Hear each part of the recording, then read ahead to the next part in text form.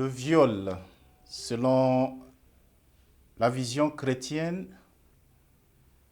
c'est tout d'abord un acte sexuel fait sans consentement mutuel, contrairement à l'amour, qui est fondé sur le consentement des deux partenaires.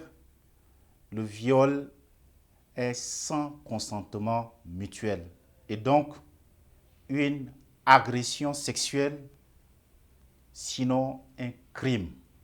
La Bible dit, mais si c'est dans les champs que cet homme rencontre la jeune femme, fiancée, lui fait violence et couche avec elle, l'homme qui aura couché avec elle sera seul, puni de mort.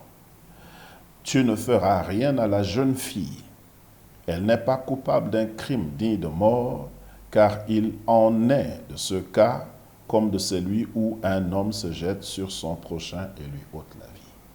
Donc le viol est pratiquement comparé ou bien équivalent au meurtre. إنسان الفعل زي ده إذا ثبت عليه الشريعة بعاقبة مثلا مثل حكم الزنا.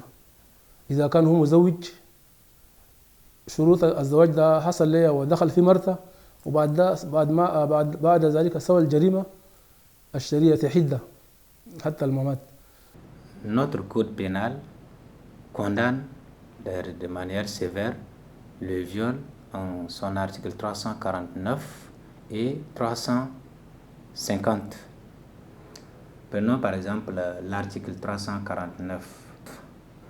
Condamne un violeur à des peines d'emprisonnement de 8 à 15 ans d'emprisonnement, bien sûr.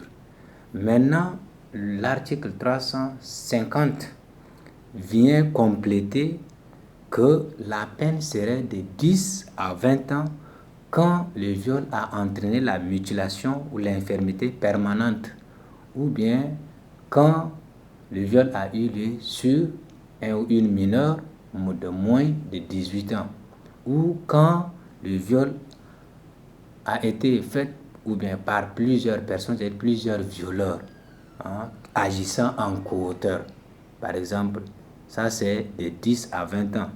Mais le législateur va plus loin, prononcer une condamnation de 15 à 20 ans quand le viol a été précédé ou accompagné ou encore suivi des actes de torture.